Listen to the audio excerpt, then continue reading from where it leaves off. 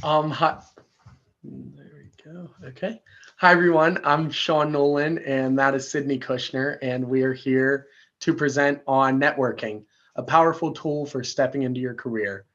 So, we are from Connecting Champions, which is a national nonprofit that asks AYAs during treatment and survivorship, what are you passionate about? And then we pair them with a mentor to gain skills and knowledge, find direction, and practice their passion. And then a little bit about Sydney.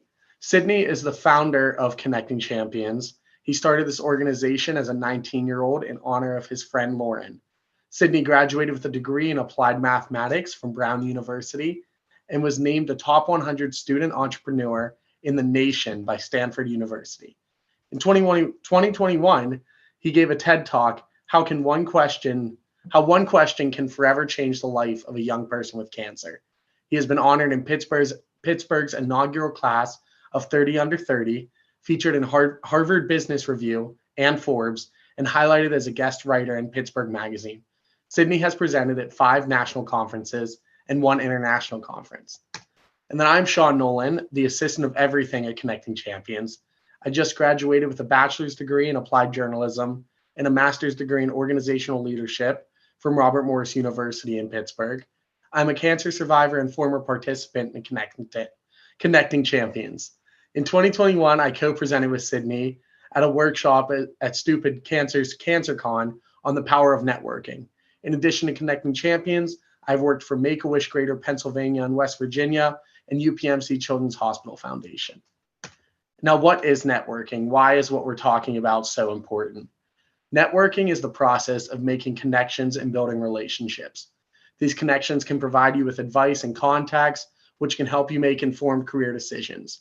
And networking can even help you find unadvertised jobs and internships. And your skills and education can get you so far, but networking and being able to talk to other people and just grow your network can really do a lot for you. I got this job because I met Sydney and I stayed in contact with him throughout the years. And after college, we came up with a plan for me to work full time for Connecting Champions. So I really believe in the power of networking and we're excited to be here. So Sydney, take it away.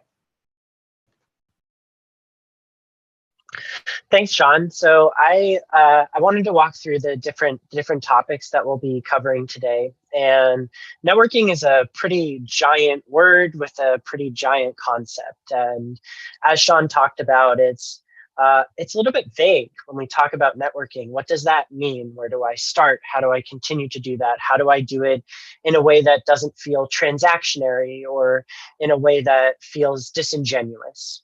And so I want to walk through a little bit of the specifics as to how to actually build and cultivate your network so that we can engage the different opportunities that Sean discussed, such as being able to acquire knowledge, acquire skills, find jobs, different things along those lines, and simply have a robust network that allows for you to achieve things that you haven't yet identified that will be valuable for you to achieve in your future. So we'll save time later on for questions, but we'll just dive right into the specifics. So the topics for today are: number one, identifying professions and companies to pursue. So with this, we want to talk about, I know that I need to network, but I don't know what professions I should even be networking with. I don't know what companies I should be reaching out to. So we'll get into the specifics as to how you can identify those and take a step forward. Number two is finding people in those career paths. So once you've identified professions and companies, how do you identify specific people that you can network with? Number three is reaching out to those people. Number four is asking guidance. What do you actually do when you're in a room with that person, either in person or virtually? And number five, cultivating your network. I will jump right into this question. What are you passionate about? It's a question that our nonprofit, as Sean mentioned, Connecting Champions, is centered around. And we know that that is a big question. Sometimes adults like asking that question, and young people like asking that question, and young people don't like being asked that question. Or sometimes we're in a career change and we don't really know the answer to that question, but we know that we should. And so one thing that I want to discuss is, what does that word passion mean? And why is it valuable to be able to define it and define it for ourselves?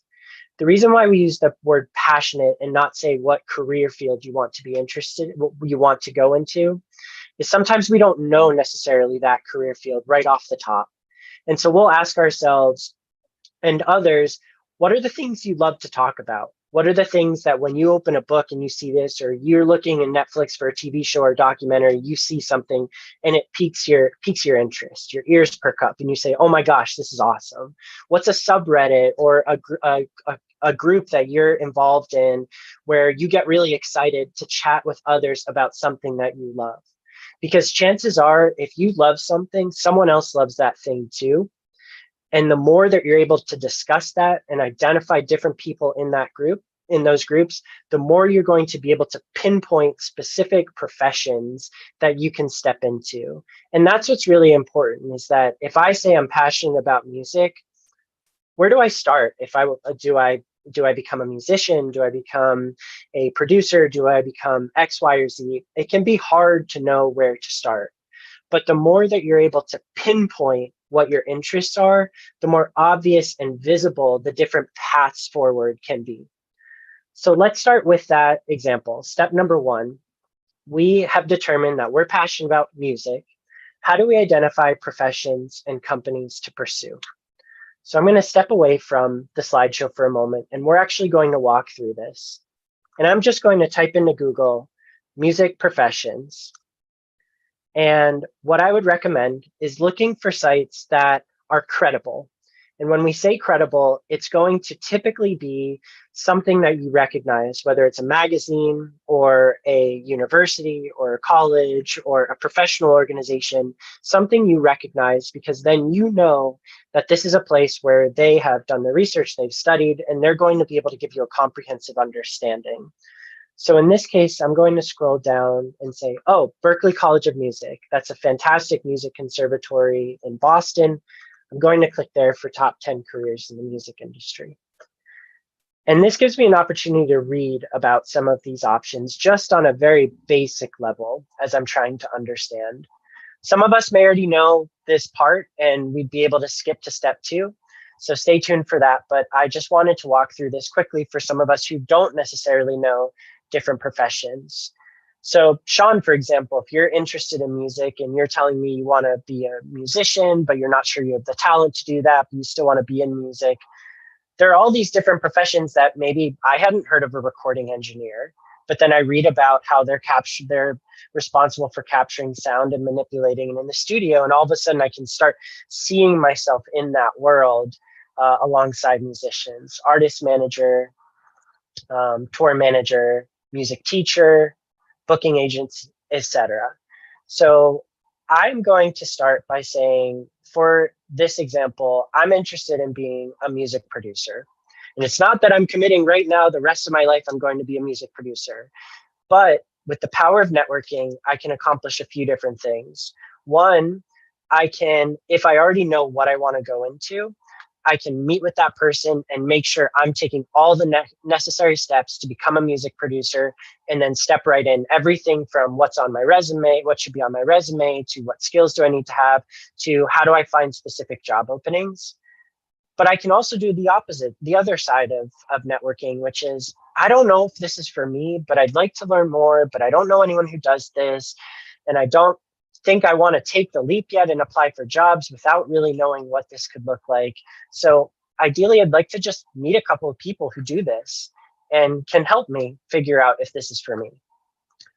So once we've identified different professions, we're going to step into identifying some companies.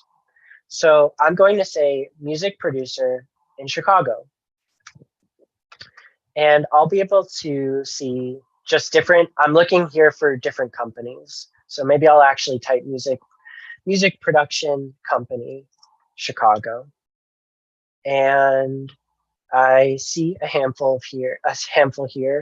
And I might want to click through a few of them to see which ones really speak to me, but I'll show you what I look for when I'm looking for a specific company. In this case, I'll click Gravity Studios. So one, I look for the website. Does it seem like a legitimate company? Does it seem like something that is well thought out. They've clearly put effort into the work that they do. They value their clients, they value their brand, etc. But when I'm looking for from a networking lens, I'm looking for the team.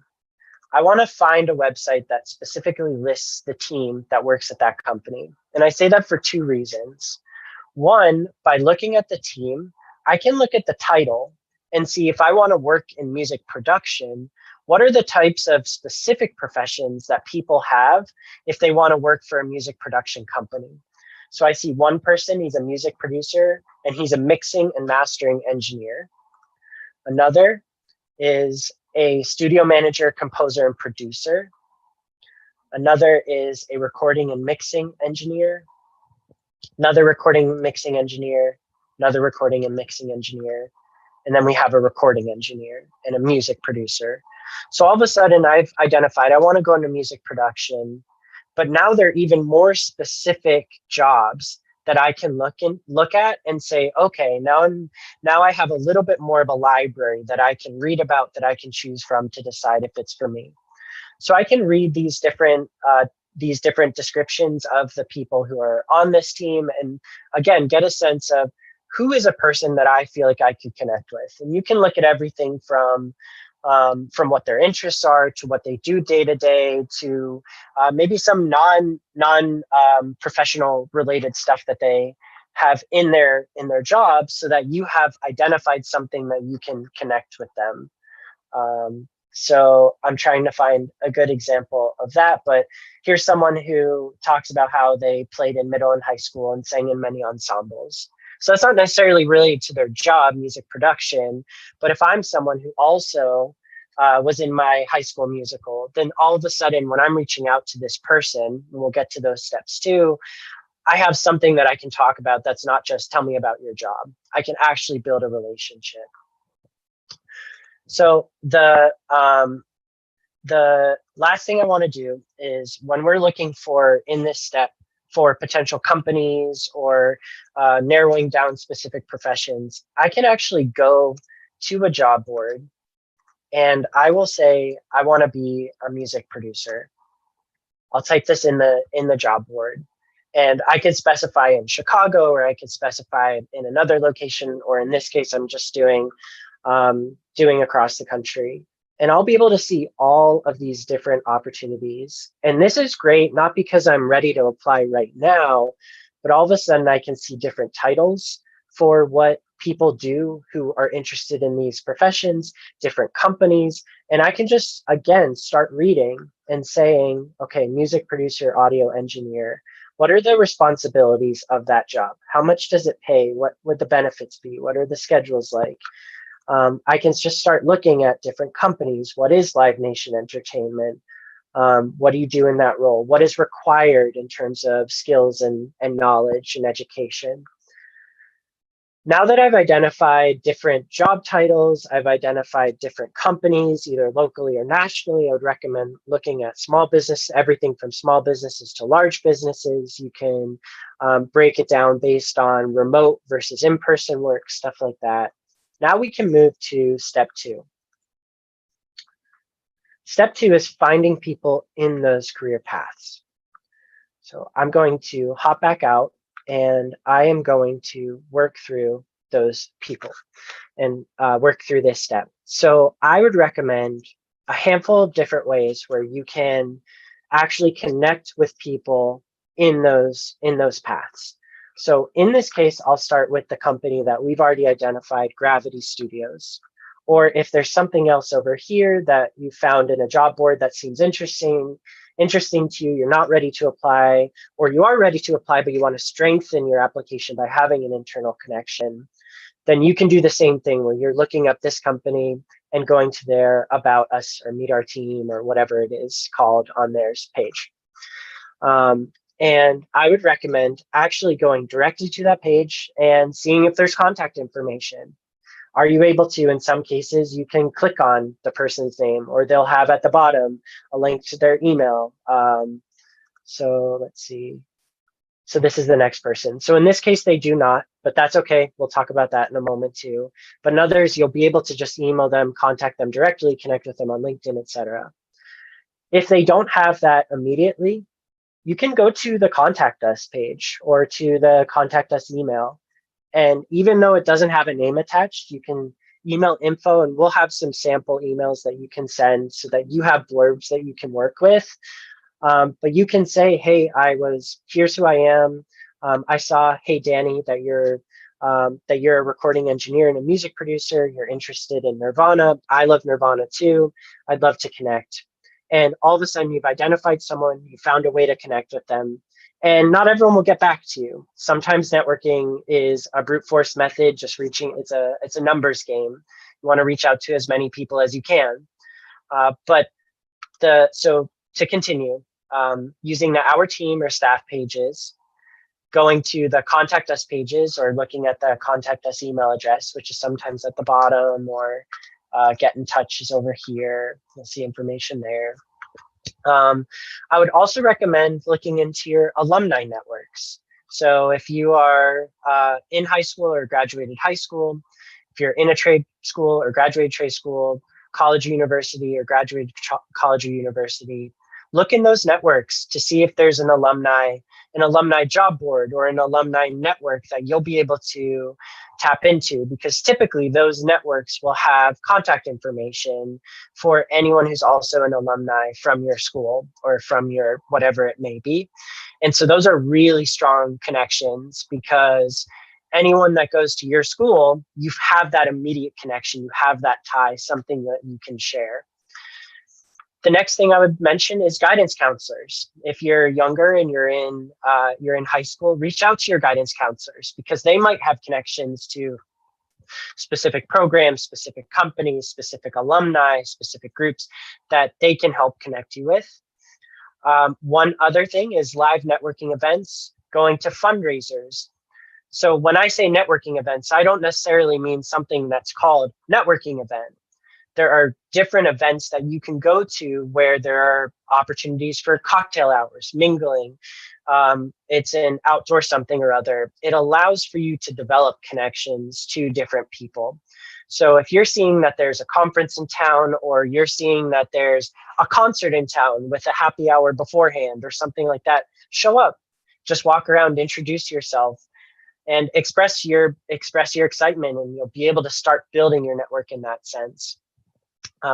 Friends and family are always an incredible way to start building your network. I know it can sometimes feel awkward to ask a friend or a family member for an introduction to this person, but that is something that's what friends and family are for, right? We're here to help one another, and to be able to be a part of someone's life where you're actually helping engage them in a way that moves them forward. That's exciting. It's exciting to be able to be a part of that. Social media, I know that Sean has had a lot of success DMing people on social media when he's trying to build his network in various different parts of his career trajectory. Local government representatives is another. I know this one's a bit off the wall, but reaching out to a city council person. These are people who literally represent you. They want to build, their job is to build connectedness within the community. So if you're using one of our blurbs or something that you've created to reach out to a government official and say, hey, here's my story. I'm really trying to step into this profession. Do you know anyone who does this? Or do you know anyone at this company? Or do you know any companies that do this? I'd love to sit down with them, grab a cup of coffee virtually or in person. Chances are your government official is going to get back to you. And they're some of the most well-connected people in our communities. And so that can be an incredibly strong way to connect as well. And the last one, and potentially the most powerful one, is LinkedIn. So I want to move to step 2, continued, which is using LinkedIn. And I'm going to walk through exactly how we can use LinkedIn in a variety of different ways in order to accomplish our networking goals. So I'm going to log into my LinkedIn. And I'm going to start by saying, do I know any music producers? So I'll type in music producer. I'll click people. That's what I'm looking for. And I'll start with connections. And I'll zoom in here a little bit more. I will look for my first degree connections. Do I know anyone? Okay, I'm seeing a lot of people who have the word producer in their title. but aren't necessarily music producers. So I'm not sure I have any first degree connections to music producers. No problem. That's okay. Why don't I move to second degree connections? A second degree connection means I don't know someone directly, but I know someone who knows someone. So I'm going to look at my second degree connections, and all of a sudden, look at this wealth of resources that I have. Here's someone that is a music producer currently, and here are 1, 2 plus 3, 5 mutual connections. That's 5 people I know who know a music producer. Here's one person who knows a different music producer. Another person knows a different music producer. 9 people know this music producer. So all of a sudden, I'm starting to see how my network is able to be activated to meet specific people in my areas of interest. Now, I am in a position where you can see I have a lot of second degree connections, and I have 500 plus connections in my LinkedIn. I think I'm somewhere around 2,000. I want to take a step back and say that is absolutely not necessary to be able to have a strong network. You do not need hundreds or thousands of connections to have a strong network. What you do need is to know people who may have strong networks, and all of a sudden, those people exponentially expand the network reach that you have. So for example, Sean and I are going to share our LinkedIn profiles at the end of this presentation. Connect with us, because all of a sudden, if you're connected with me, you're connected with Sean. When you're doing a search for a music producer, you have thousands of people that the two of us know who, when you're getting those second degree connections, you can reach out to us and say, hey, I went to your workshop, or I saw a recording of your workshop. I see that you know someone who is an X, Y, or Z, and I would love if you could help introduce me. And all of a sudden, you may only have 2 people that you're connected with on LinkedIn, but there are thousands of people that we can help you connect with. So that's what I would recommend, is reaching out to people you know in your network as you're developing your LinkedIn profile, or continuing to grow your LinkedIn profile, to reach out to those people and make sure you're connecting with everyone you know who you feel strongly would be able to help you build your network, or someone who just cares about you and cares about what you're trying to accomplish in your career or your career interests. So now I have identified different music producers that I can get a warm introduction. A warm introduction means that someone I know can directly introduce me to. Whereas a cold introduction is if I'm reaching out to someone at this company who I'm not getting an introduction to.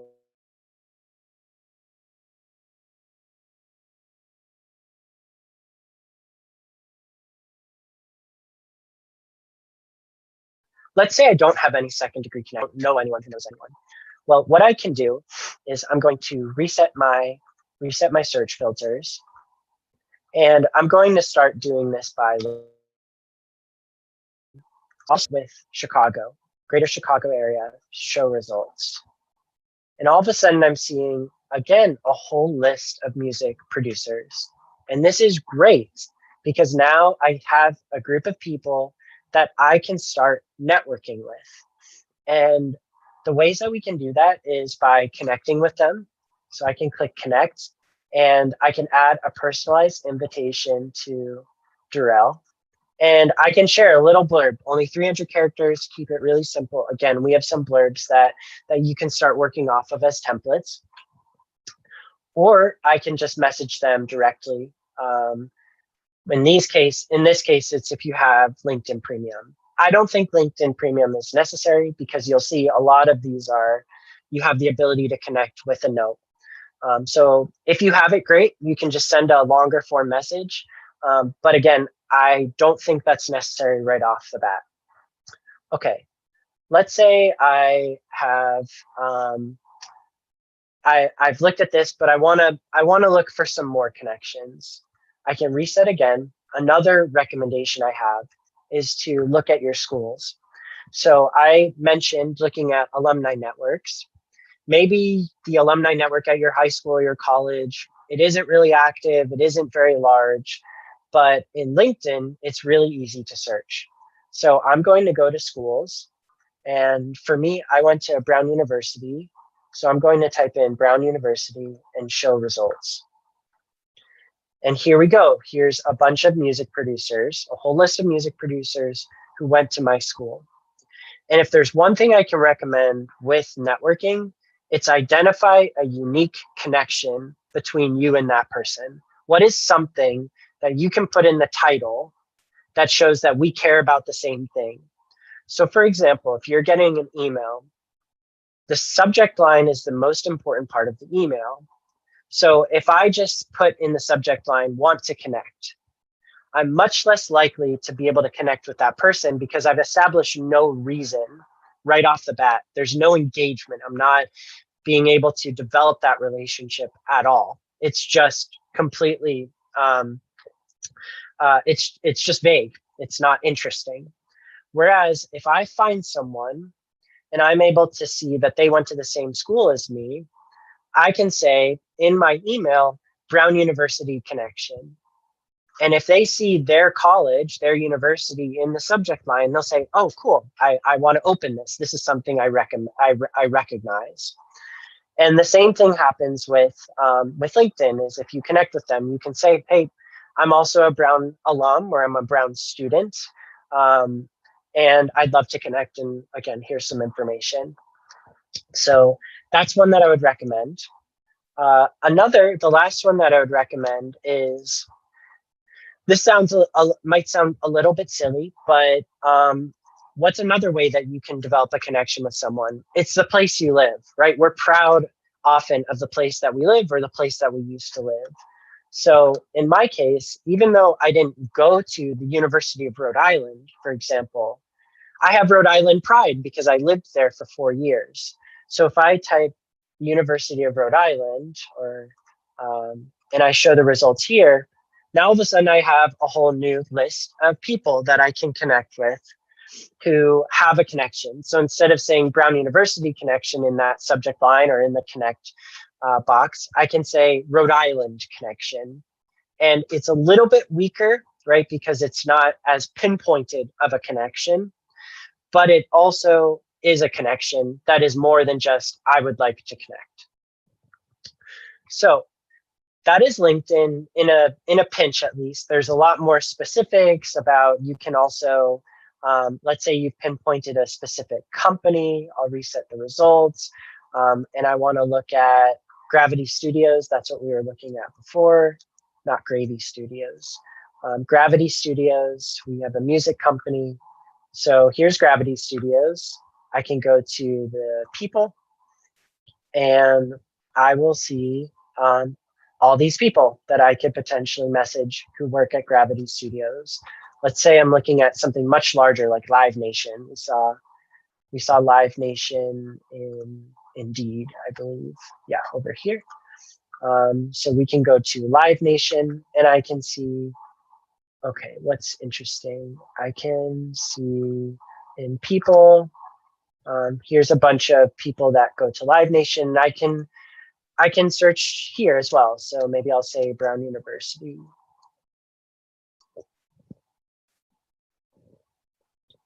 And all of a sudden I have a list of people who went to the same school as me, who work at Live Nation.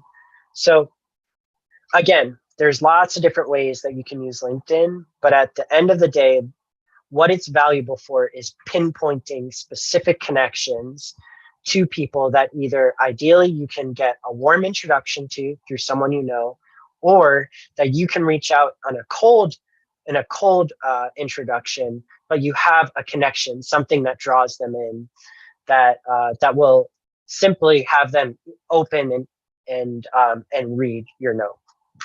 Okay. So now that we've talked about LinkedIn, let's talk about reaching out. So we've got 3 sample blurbs.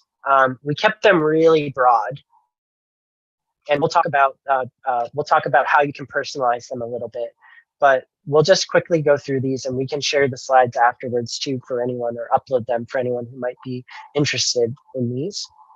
But if I have a first degree connection, so Let's say I know someone who is a music producer. I can say, hey, and obviously they're my friends, so I can keep it casual. And I can say, I'm interested in learning more about a career in music production after I finish treatment, or you can leave this out if you're in survivorship, or if you don't want to disclose that you have cancer, no worries. You can just say, I'm interested in learning more about a career in music production, period. Or comma, and I'd love to have your guidance. Would you have time in the next couple of weeks to hop on the phone or video or grab a cup of coffee if that's what you'd prefer to put for 10 to 15 minutes? Thanks, Sean. Sean, I used you as an example. I hope that's cool. It's how you did it with me, so I'm using real life experience here. But the point here that I want to outline is keep it simple and to the point. So you want to jump right in and say, here's why I'm reaching out to you. You can keep it light. And what I would recommend is saying it in a way that you are letting them know, I would like to learn from you.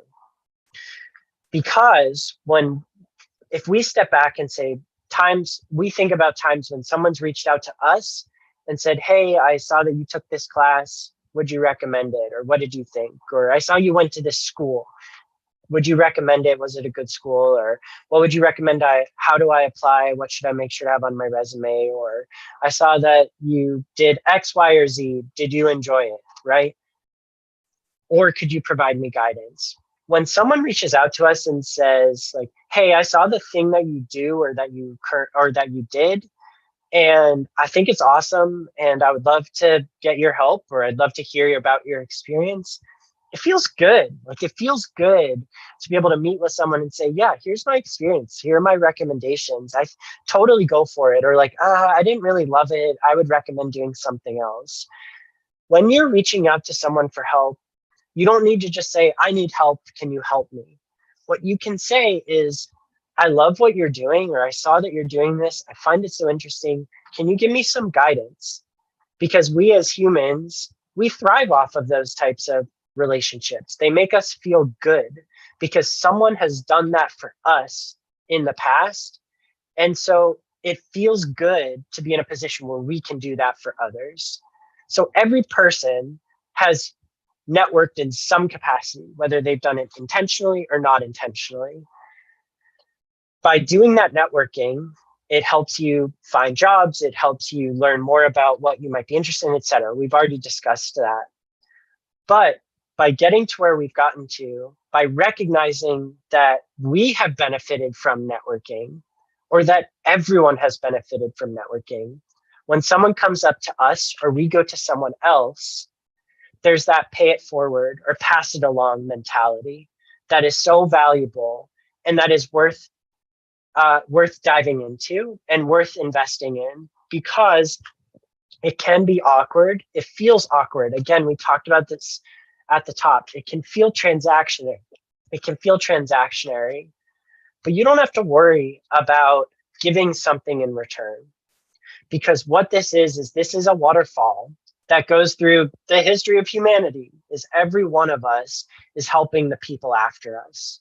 And it feels good to be able to have that impact, to build that legacy, to feel good about what you're doing as you pass information along in a way that encourages people, excites people, activates people.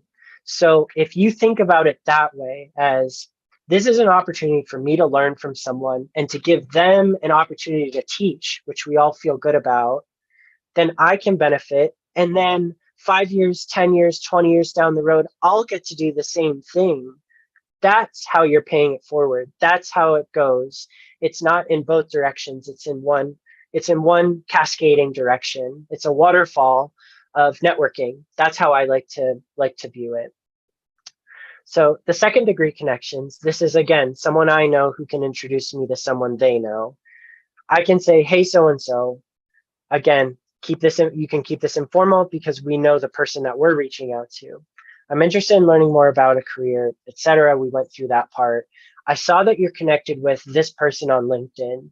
Would you be able to introduce me to them so I could grab a quick coffee and ask for their guidance? No pressure. I just thought it couldn't hurt to ask. Or if you know anyone else, that would be wonderful too.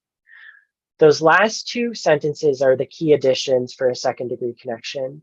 Because number one, I know one of the things I feel most uncomfortable about is when I'm asking for a second degree connection, when I'm asking someone to connect me with someone they know, is I don't want them to feel an obligation.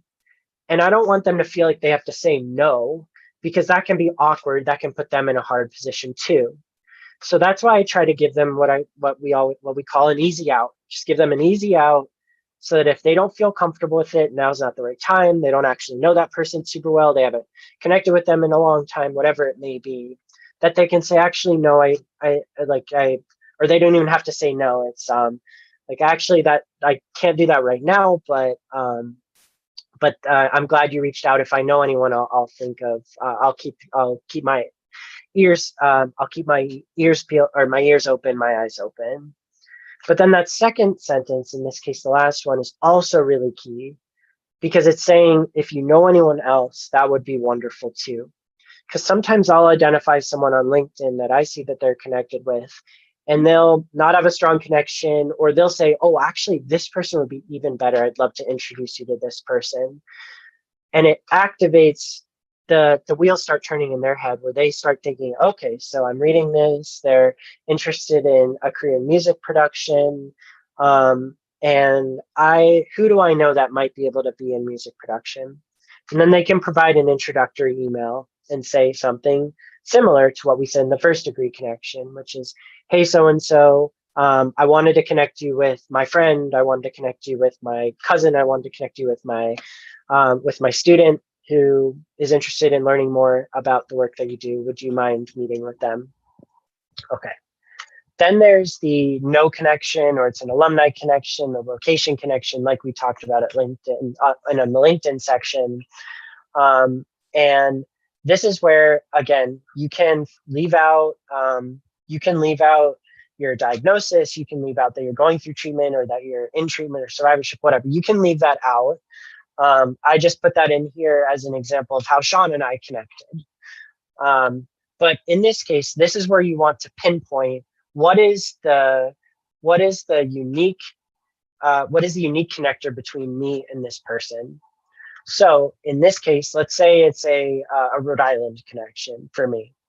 I would put in the subject line Rhode Island connection, and I would say, hi, so and so. I lived 4 years in Rhode Island. Period. I lived 4 years in Rhode Island, and I wanted to reach out because I'm interested in learning more about a career in music production. Period. I'd love to have your guidance. Period. Would you have time in the next couple of weeks? ... So I would keep it really simple. Make sure the subject line is something unique, and make sure that first sentence is why you're reaching out to them, what that connection you believe is. So if it's an alumni connection, say, hi, I'm also an alum of this school. You can say, I found your profile on LinkedIn, or I found your profile on the alumni network, whatever it may be. But it allows for that instant connection to happen, so that they feel that this isn't just yet another person who's trying to get something out of me, but it's rather, if I went to this school and you went to this school, I know you're a good person. I know we have similar values. I know we've gone through similar experiences. So yeah, I'd be happy to talk with you for 10 or 15 minutes. And again, it's not meant to be transactionary. You're not expected to give something back. What you're expected to do is that when you're in this person's shoes, that you return the favor to the next generation of people. Okay, so that brings us to step 4, asking for their guidance. I'm going to move a little bit quickly through these next steps. But when we have identified these people, let's say, okay, I've reached out to 5 people. 1 or 2 of them said, yeah, I'd be happy to grab a cup of coffee with you, virtually or in person. Okay, great. We show up for a cup of coffee. We buy them their cup of coffee. What now? What do I say? I don't know. I thought the hard part was over, but now I don't know what to say. No problem.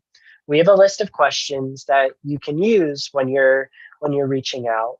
So it depends on where you are in your career trajectory. But let's say you're on the younger side. You can say, what You can say what shadowing opportunities you have, what internship opportunities. You can ask them, what are good things to have on your resume? What schools are good to have on your resume, or certification programs, degrees, what companies are, what job experience to have. Or simply, what does a college program in music look for when they're reviewing resumes and applications for high school students? Or what do companies look for when they're hiring college students fresh out of graduation? It's good to ask questions like that. It's always good to ask, can we connect on LinkedIn at the end, if we can keep in touch. It's good to ask what they majored in, minored in. It's good to ask them about what a typical day or week looks like. What are the best and worst parts of their job? What should I do in my free time in order to improve? And you can ask anything you want. That's the most important thing, is if you have 10 to 15 minutes of their time, make sure you have your list of questions. You bring a notebook, show them that you're serious in really wanting their guidance, and ask them and say, hey, I'm trying to step into this career for the first time. What advice do you have for me? Or can you tell me a little bit about how you got here? What was your career trajectory? Because I can't, it's hard to know exactly where to start. Or you can say, I'm trying to shift my career trajectory. I've been doing this for a long time, and now I want to do this. Do you have any advice on how I can change my career path? And that's where this question, what should I do in my free time to improve, can be really valuable. What I would recommend as well in these meetings is to not talk. Make sure you're not the one who's talking primarily. You're there to ask questions and to listen.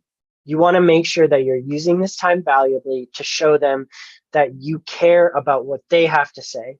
Not that you want to tell them your story, not that you're there to ask them for a job right off the bat. You're simply there to learn from them. The other stuff can happen later.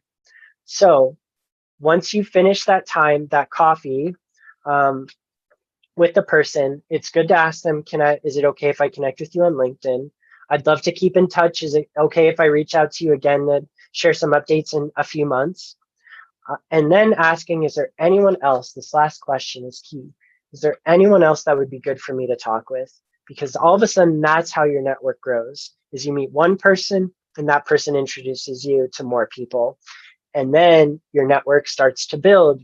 You start to have a more robust, more robust group of people that are here to support you as you're continuing to grow in your career or figure out what it is that you want to do in your career. So the last step, step 5, is cultivating your network.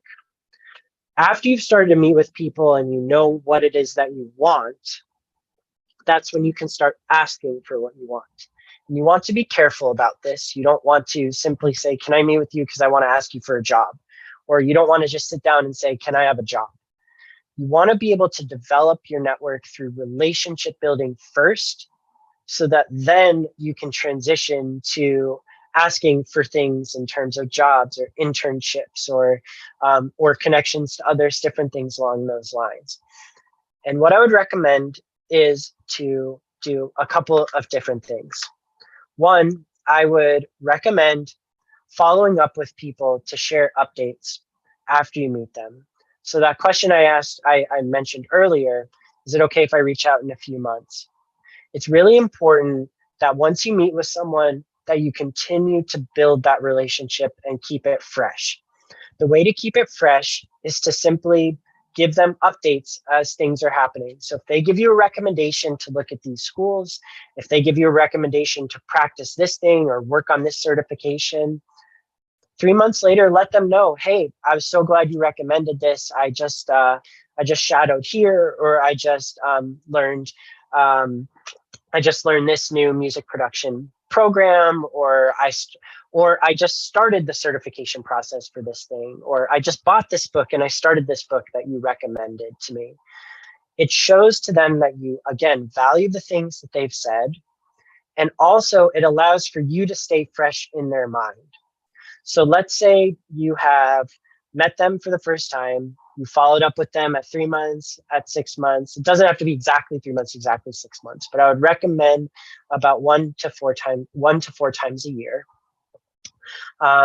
Then they'll start to get to know you and they'll feel more comfortable vouching for you. So then you can let them know once you've shared a couple of updates, you can tell them, so I wanted to reach out to you again to ask, I'm looking for some jobs. I was really interested in the company you work for, that you used to work for, or this company, or that school, or whatever. Do you have any ideas for how I could do that? What would you recommend? So you're not saying specifically, can you recommend me to work for this place, or can you make sure my resume goes to the president of the company? You're just saying, here's where I'm trying to get to. Again, could you give me guidance on how to get there? And chances are they'll say, oh, I can forward your resume along to a colleague of mine, or I can forward a resume of mine to someone I know at a different company, something along those lines, because they feel comfortable vouching for you, because they know you follow up on things that they've recommended. They know that you take action. They know that you're really taking this seriously in the ways that you want to follow in their footsteps, so to speak. The last thing that I will say is that I recommend, when we're talking about conversations where we're asking for guidance or for something, we're talking about conversations where we are offering updates, I would recommend at least one update conversation for every ask conversation. So you don't want to be asking most of the time, so that every time they get an email, they're like, oh, what are they asking me for this time?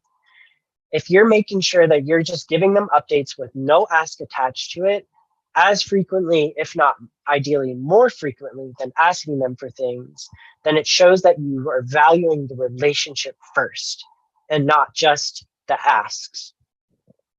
So to recap, we talked about 5 different things. We talked about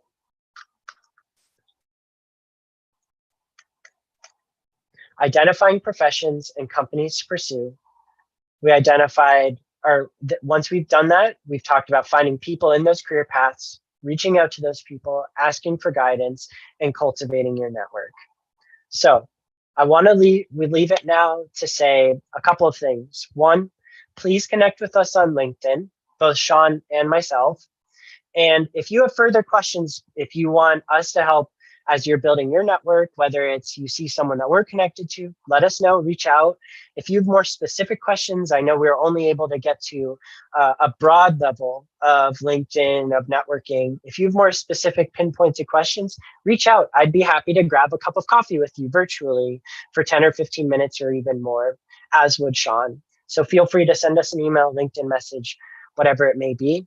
I do know that we have some questions, so I wanted to take pause and see if Sean, if you could share some questions that have come through the chat or have come before the session, some pre-questions. Yeah. So there are a few questions. The first one is, somebody said, I'm interested in networking for a career move with individuals I may not have spoken with in several years. How do I approach this so it doesn't look like I only call when I need something? That's great. Okay, so that's similar to what we had chatted about. Just in the previous section, which is that I think you're onto something when you ask that question. You're onto something, that your hesitancy there is valid. And so what I would recommend in that case is to start with a genuine just update. Like, hey, I wanted to reconnect. I've been thinking about you. And I've been particularly thinking about a career path in this area. And it made me think, or you could say, I've been thinking about switching my careers, and I was looking into this and it made me think of you. And I just wanted to say hi and see how you're doing. And again, just start with an update or a relationship builder. So you can say, hi, how are you doing? Things here are going well. My kid's just this, or I just started classes over here, or whatever it may be. And you're able to reestablish that connection, so that maybe not right off the bat, you'll be able to say, okay, can you help guide me here? But maybe you have a first reconnect where you're grabbing a cup of coffee, going for a walk, just emailing together, chatting on the phone, whatever. And then 2 or 3 months later, you can reach out and say, hey, wanted to update you. Here are a couple of things I've been working on. actually really love to ask for some of your advice on this. So again, my recommendation is to reconnect first, do what's comfortable for you when you are taking a relationship first approach, but then don't be afraid to 2 months or 3 months later, ask for their guidance. Because again, at the end of the day, that's what we're here for each other. We are here to guide one another, to go through experiences together and to help each other through their own experiences. So I think what the concern there is real. But I also think that it's really easy to rekindle that in a way that feels natural within a relationship by starting with the relationship first and then asking for guidance because you value that person and you value your relationship with them. Awesome. Yeah. 2 more questions. How many times should one reach out to possible professionals if they do not respond? Okay, I love that question. Okay, so this gets into the nitty gritty. There are different schools of thought with this. What I recommend is 3 times. So I will typically reach out to someone, let's say on a Wednesday, and then I'll reach out to them the following Monday, and then I'll reach out to them 10 days after that. So maybe the Thursday of the next week. So 3 weeks in a row, but I'll reach out 5 days later and then 10 days later. And sometimes people will respond. I would stop after that. And each message I would leave progressively shorter. So the first message we had the blurb, here's my story. I'd love to connect. The second, let's say that's the Wednesday message. The Monday message following would be, hey, I hope you're having a nice start to the week. I just wanted to circle back. And then the last message you send, again, even shorter. Just wanted to circle back one more time. I know you're really busy. I'd love to chat. Thanks so much. And then your name. Great. And then do you know the difference between follow and connect on LinkedIn? Why some people only allow you to follow while some others allow you to actually connect? Yes, that's a great question. It has to do with your privacy settings. And then also it's an incentive for people to buy LinkedIn Premium. So I won't get into all of the specifics of the ways around it, because I don't think with networking, you need to pay for networking events or for LinkedIn if you don't have to. But in this case, if we have someone that I need premium in order to connect with Doug McBride, what I can do is I can go to Gravity Studios Mastering. I'm using this as an easy example. I can find the person and I can see if I can contact them directly, or I can go through their contact info and say, hi, my name's Sydney. I wanted to connect with Doug because X, Y, and Z. So finding little workarounds to it by looking at where they work, going to the website, trying to connect with them in on different platforms so that you don't necessarily need to pay for LinkedIn. Great. Well, that's it. Thank you, Sydney. Sure. Thanks, Sean. Yeah, this was fun. And please let us know if you have any questions. Both those QR codes also lead to our LinkedIn, or feel free to email us. And it's been really fun. So thank you for having us.